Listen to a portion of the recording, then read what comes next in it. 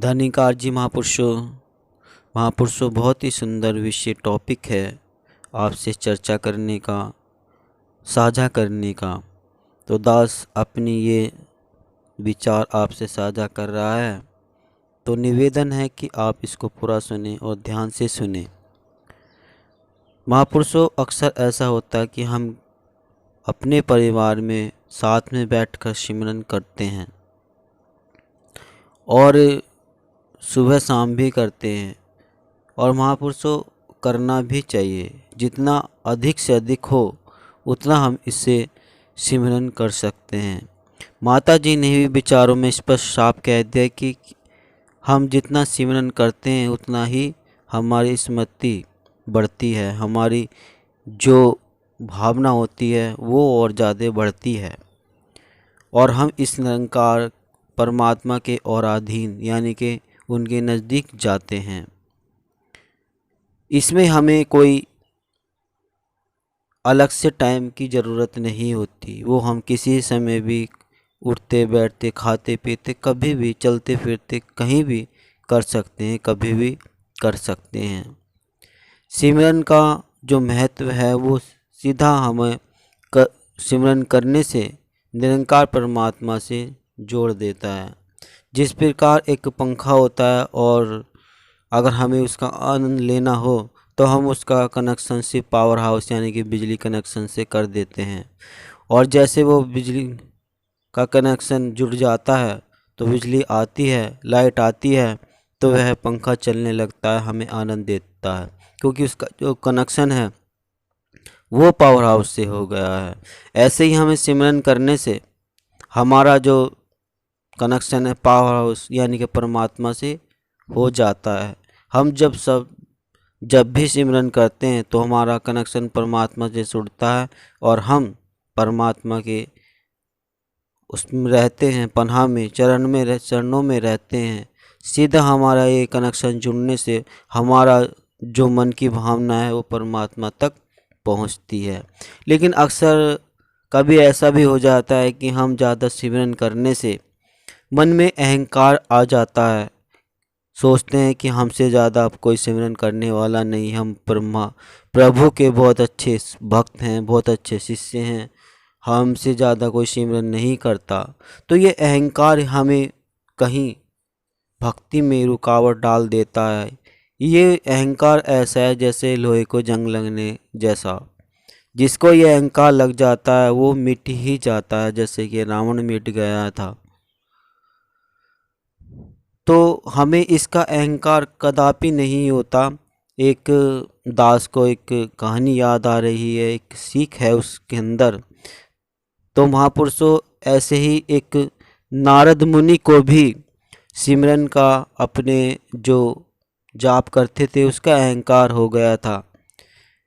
उन्हें लगा कि मुझसे ज़्यादा कोई प्रभु का नाम नहीं लेता, जितना मैं नारायण नारायण करता हूँ इतना कोई और नहीं करता होगा। तो जब उनके मन में अहंकार हुआ तो उन्होंने नारायण से पूछ ही लिया कि हे प्रभु, जितना मैं आपका नाम लेता हूँ उतना नाम आपका कोई और लेता ही नहीं होगा। मैं आपका बहुत परम शिष्य हूँ, बहुत परम भक्त हूँ, मुझसे बड़ा आपका कोई और भक्त नहीं होगा। तो वे थे भगवान थे नारायण। श्री नारायण को समझ गए कि नारद मुनि के मन में अहंकार हो गया है। तो नारायण जी कहते हैं, नारद ऐसा नहीं है, मेरे ऐसे कई भक्त हैं जो आपसे ज़्यादा मेरा नाम लेते हैं, मेरी भक्ति करते हैं। तो नारद मुनि को सुनकर ये आश्चर्य होता है, कहते हैं अच्छा, मुझसे भी बड़ा आपका कोई भक्त है? चलो मुझे एक का ही नाम बता दीजिए, मैं देखता हूँ कि वो किस प्रकार आपकी भक्ति करता है, कैसे नाम लेता है। मैं आपके उस भक्त से मिलना चाहता हूँ। तो श्री हरि नारायण कहते हैं, ठीक है, उस गांव में एक किसान रहता है, वहाँ आप जा कर के देख सकते हैं। तो नारद मुनि इस गांव में आते हैं। सुबह लगभग 5 बजे का समय होगा, जैसे कि लोग सभी सोकर उठते हैं, किसान सवेरा जल्दी उठ जाते हैं। तो उस समय नारद मुनि पहुंचते हैं और देखते हैं कि एक किसान सोकर उठा है और वह कह रहा है, हे प्रभु, आपकी कृपा से मेरी रात बहुत अच्छी गुजर गई है, बस दिन और अच्छा गुजर जाए। तो वह किसान उठता है और अपना हल लेकर खेत में पहुंच जाता है। पूरा दिन अपनी मेहनत करता है, शाम को हल लेकर घर आता है और खाना वाना खाकर जब सोता है तो कहता है, हे प्रभु, आपकी कृपा से मेरा ये दिन बहुत अच्छा गुजर गया है, बस रात और अच्छी गुजर जाए। रात हो वह किसान सो जाता है, दिन निकलता है। नारद मुनि सब साथ साथ ही थे, वे देख ही रहे थे।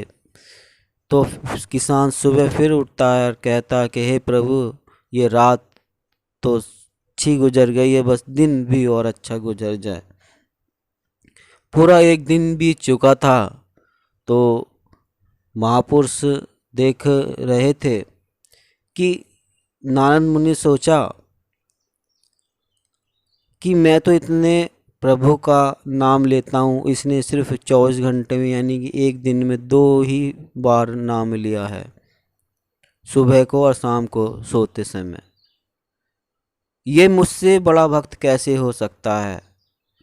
तो वे अपना सवाल लेकर फिर से श्री हरिनारायण के पास पहुँचते हैं और कहते हैं, हे प्रभु, आप तो कह रहे थे वह मुझसे बड़ा भक्त हैं, लेकिन उसने आपका नाम सिर्फ 24 घंटे में 2 से या 3 बार ही लिया, और मैं आपका नाम इतने बार आपका लेता हूँ, तो फिर वो मुझसे बड़ा भक्त कैसे हो सकता है प्रभु? तो श्री हरिनारायण कहते हैं, नारद मुनि, उसने मेरा नाम 2 या 3 बार ही लिया, लेकिन आपने कितनी बार मेरा नाम लिया? क्योंकि महापुरुषों, दूसरे के उस किसान के देखने के चक्कर में नारद मुनि खुद सिमरन करना, प्रभु का नाम लेना भूल गए थे, क्योंकि वे दूसरे पर नज़र ध्यान रख रहे थे। उन्होंने फिर कोई सिमरन नहीं किया। तो श्री हरिनारायण कहते हैं कि ये अहंकार ही तो है। अहंकार होने से हम वह अपना कर्तव्य भूल जाते हैं। एक किसान ने मेरा 2-3 बार लिया और लेकिन आपने एक बार भी नहीं। इस समय तो किसान ही आपसे बड़ा है, आप नहीं। तो महापुरुषों, हम भी किसी की ये ना देखें कि कौन कितना सिमरन कर रहा है।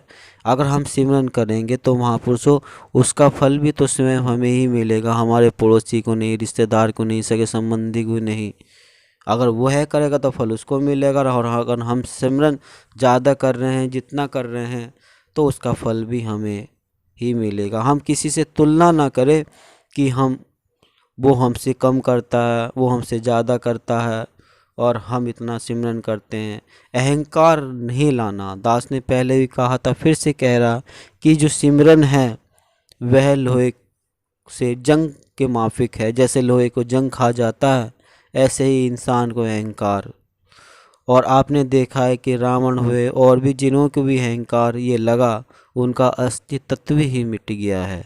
तो आइए रहमत कीजिए, ये सतगुरु जो हमें स्वयं मिला है, हम इसके शरण में रहकर इस अहंकार स्वरूपी की जितना हो सके इसका सिमरन कर सकें, भक्ति कर सकें और सेवा कर सकें। बस जो भी करें, जितना भी करें, पर अहंकार ना हो। निष्काम सेवा करें, निष्काम सिमरन करें, और जो दातार से विनती जब करें तो अपने लिए जो कुछ मांगना है उसमें मांग लें, लेकिन अहंकार कदापि ना लाएं। तो ही हमारी भक्ति परवान होगी, हमें फल भी मिलेगा। अहंकार तो सिर्फ हमें डुबोने के सिवा और कुछ नहीं कर सकता, मिटाने के अलावा कुछ नहीं देता। तो आइए रहम महापुरुषों, हम इसके जो हमें निरंकार परमात्मा मिल गया है, तो हम इसकी सेवा, सत्संग, सिमरन, भक्ति करते चलें। महापुरुषों, अगर आपने अभी तक चैनल को सब्सक्राइब नहीं किया है तो संदेश निरंकारी का चैनल को सब्सक्राइब कर दीजिए, बेल आइकन प्रेस कर दीजिए। और दास फिर एक और अगली वीडियो में मिलता है, तब तक के लिए आप सभी से दास का प्यार भरा धन्य निरंकार जी।